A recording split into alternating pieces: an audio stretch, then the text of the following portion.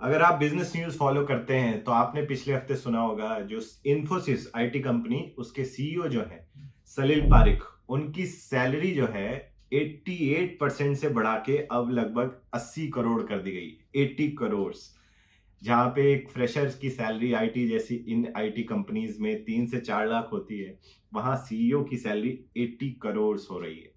और क्यों ना हो, सीईओज जो हैं वो बड़े ही यूनिक इंडिविजुअल होते हैं। आप सलील पारिक की बात कीजिए, जब उन्होंने टेक ओवर किया तब से और अब तक जो इन्फोसिस के शेयर्स हैं वो 300 टोटल शेयर होल्डर रिटर्न जो है 314% है। जहां तक रेवेन्यू की बात है, 2018 में जो रेवेन्यू इनका 70,000 करोड़ के आसपास था, वो बढ़ के 2022 में 1,20,000 भी क्रॉस कर गया है, which is more than 15% of compounded annual growth. और इससे अगर पिछले जो प्रिसीडिंग सीईओ थे उनके टेन्योर में दैट वाज ओनली अराउंड 9%। तो डिजर्विंग तो है, बट क्या इतनी डिजर्विंग है कि इतनी हाई सैलरी उनको दी जाती है? अराउंड द वर्ल्ड क्या हो रहा है सीईओज की सैलरी में, और what is the ratio between CEO and average workers salary, ये सारी चीज हिस्टोरिकल और करंट पर्सपेक्टिव में एनालाइज करेंगे। तो बने रहिए इस पॉडकास्ट में एंड तक। And if you are new to this channel, consider subscribing. हम हर हफ्ते ऐसी ही नई वीडियोस लेके आते हैं आपके लिए। And today let's dive in and see what is happening in the world of CEO's salary and what it compares to the average worker's salary. So let's start. जो हमने सलील पारिक जी का एग्जाम्पल लिया इन्फोसिस के सीईओ, तो ऐसा नहीं है कि ये पूरी जो इनकी 80 करोड़ सैलरी ऐसे हर महीने इनके आएगी। इसमें सिर्फ 15% फिक्स पोर्शन है, बाकी सारा जो 85% है वो वेरिएबल है।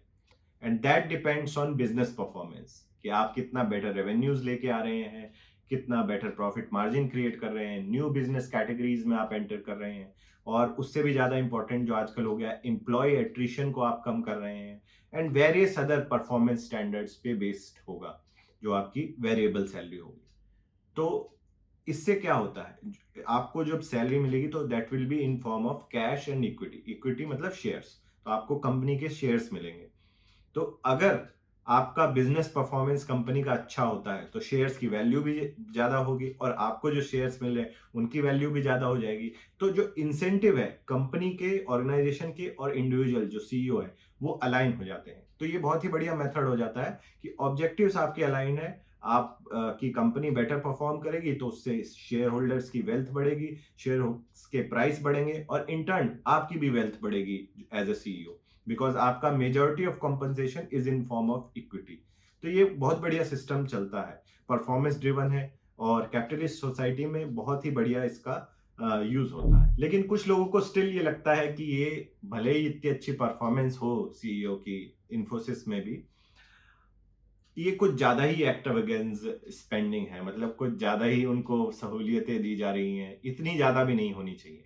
अगर हम इन्फोसिस की बात करें तो जो CEO to median worker compensation जो रेशियो होता है वो अराउंड 872 आता है। इस हिसाब से जो सीईओ की सैलरी है कंपेयर टू एवरेज वर्कर का, मीडियन जो वर्कर की कंपनसेशन है उससे, अगर हम इसमें से इक्विटी पोर्शन भी हटा दें तब भी ये जो रेशियो 229 टाइम्स ज्यादा है। मतलब जो सीईओ की सैलरी है that is 229 times more, 229 times more than average median workers compensation.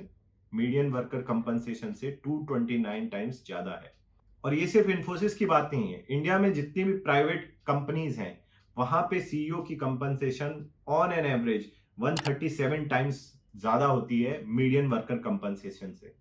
और अगर आईटी की बात करें तो 141 टाइम्स, और अगर हम फार्मा में चले जाएं तो 238 टाइम्स ज्यादा होती है सीईओ की सैलरी एक एवरेज और या फिर मीडियन वर्कर कंपनसेशन से। और ये सिर्फ इंडिया की बात नहीं है, पूरे वर्ल्ड अराउंड में यही हाल है। अगर हम सिर्फ यूएस की बात करें तो 1970s में जो एक सीईओ की salary to median worker compensation ratio की अगर हम बात करें तो वो 31 टाइम्स ज्यादा होती थी सीईओ की salary average median worker compensation. Same चीज 90s में 1990s में 61 टाइम्स हो गई।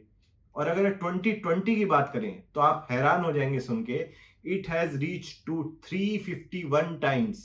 मतलब एक सीईओ की सैलरी मीडियन वर्कर कंपनसेशन से 351 टाइम्स ज्यादा है, 351 टाइम्स। और कुछ लोगों को ऐसा लगता है कि ये जो हाई इनइक्वालिटी है, इसकी वजह से वर्कर्स और जो एम्प्लॉयज हैं उनके बीच सेटिस्फैक्शन लेवल लो जाता है, हाई एट्रिशन होता है, मतलब काफी लोग कंपनी छोड़ के चले जाते हैं, और आउटकम जो है एसेंशियली एम्प्लॉय आउटकम वो कम हो जाता है over a period of time.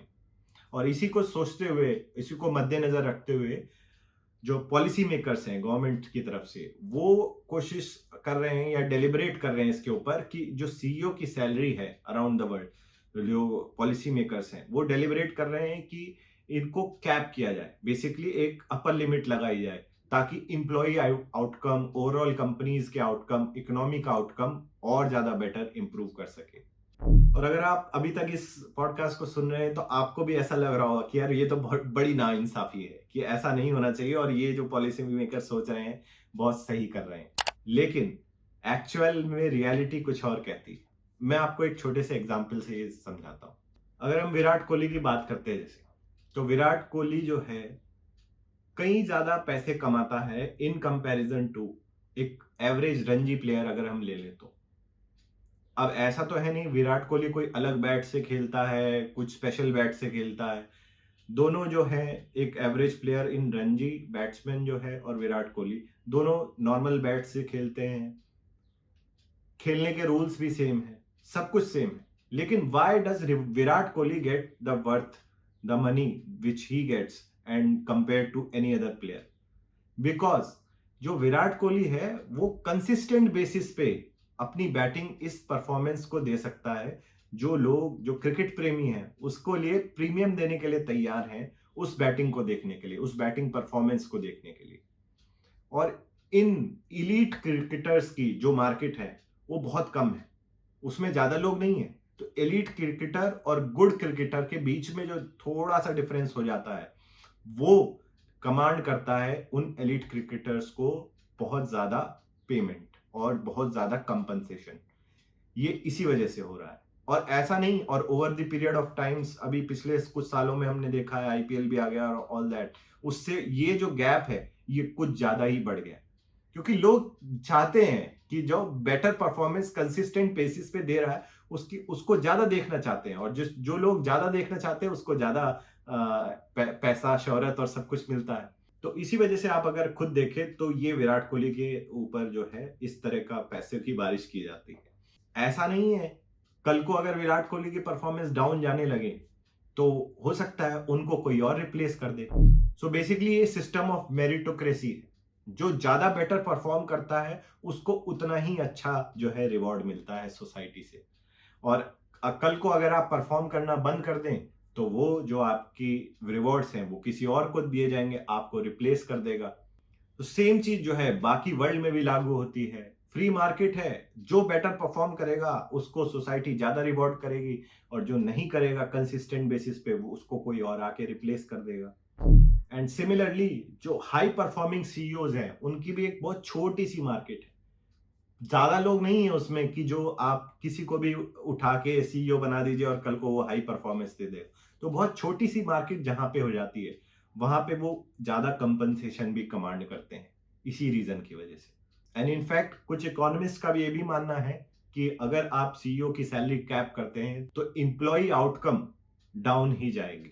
और ऐसा ही हमें कुछ देखने को मिला चाइना में। चाइना की जो सेंट्रली एडमिनिस्ट्रेड कंपनीज हैं, जैसे हमारे यहाँ पीएसयूज हैं, वहां पे उन्होंने सीईओ की सैलरी कैप करी। तो उन्होंने क्या किया, उन्होंने अपने पर्क्स को बढ़ा लिया, अपने जो पैसे हैं उसको साइफन ऑफ करने लगे, कंपनी का पैसा अपने पास ट्रांसफर करने लगे इलीगल तरीकों से। और ओवरऑल एम्प्लॉय आउटकम भी कम हुआ, हायरिंग डिसीजंस में बड़ी दिक्कतें आने लग गई क्योंकि आपने सैलरी कैप कर दी है, और performance of company went down. तो ये चीज हमें लाइव देखने को मिली चाइना में। और अगर हम कंपनीज को बाउंड भी करते हैं ऐसे डिस्क्लोजर करने के लिए, जैसे पे सीईओ पे टू मीडियम वर्कर कंपनसेशन का रेशियो जो हम पहले बात कर रहे थे, अगर आप कंपनीज को बोले कि अपनी कंपनी का बताइए हर साल अपने एनुअल रिपोर्ट्स वगैरह में, तो उसके कुछ अनइंटेंडेड कॉन्सिक्वेंस भी हो जाते हैं। मतलब अगर मैं जैसे एक सीईओ हूँ और मेरे को अपने एवरेज मीडियन वर्कर कंपनसेशन बढ़ानी है, अपनी सैलरी तो मैं कम करूंगा नहीं, बट अगर मुझे एवरेज मीडियन वर्कर कंपनसेशन बढ़ानी है तो जो मेरी लो पेइंग जॉब्स हैं उनको मैं आउटसोर्स कर दूंगा, जो पार्ट टाइम वर्कर्स हैं उनको ज्यादा हायर करूंगा इंस्टेड ऑफ फुल टाइम, और उससे भी ऊपर मैं ऑटोमेशन करने की कोशिश करूंगा ताकि मेरे जो लो पेड वर्कर्स हैं उनको हटा के मैं अपना ऑटोमेशन कर दूंगा। तो उससे अनइंटेंडेड कॉन्सिक्वेंस क्या हुआ, आपकी सैलरी तो बढ़ी नहीं, और इनफैक्ट अगर सैलरी भी बढ़ाते वर्कर्स की तो उनके पर्क्स कम कर देंगे। तो ये सारी चीजें इन खुलासे करने से बार बार कि अगर आपको you are bound to showcase कि आपका CEO to median worker compensation क्या है, ये रेशियो अगर आप बताते हैं तो वो इम्प्रूव करने के लिए this tactics can be employed, और वो इंटर्न हेल्प नहीं करते कि वो लोगों की सैलरीज बढ़ती है, इंटर्न उनको और ज्यादा दिक्कतें देती है। सो बेसिकली इससे समझ तो यही आता है कि कैपिंग सीईओ सैलरी या फिर सीईओ टू वर्कर पे रेशियो, ये सारा इंप्रूव करने से कोई इफेक्ट नहीं पड़ता वर्कर की सैलरीज की इंप्रूवमेंट। ओवरऑल अगर हम सीईओज के इंसेंटिव अलाइन करें कि वो इस तरह से वैल्यू जनरेट करें कि ओवरऑल उनकी ही सैलरी ना बढ़े बल्कि सारी जितने भी वर्कर्स हैं कंपनी की उनकी ओवरऑल सैलरी बढ़े, तो वो ज्यादा बेटर वे टू गो है। आप क्या सोचते हैं इस बारे में, जरूर कमेंट करके बताएं। क्या आपको लगता है ये सीईओज की सैलरी इतनी हाई होनी चाहिए? नहीं, अगर आपको लगता है ऐसा तो क्या उसका बेटर सॉल्यूशन हो सकता है? तो जरूर कमेंट करके बताएं। And if you like this podcast please like share and comment and subscribe to the channel. I will see you in the next video. Thank you for watching. जय हिंद।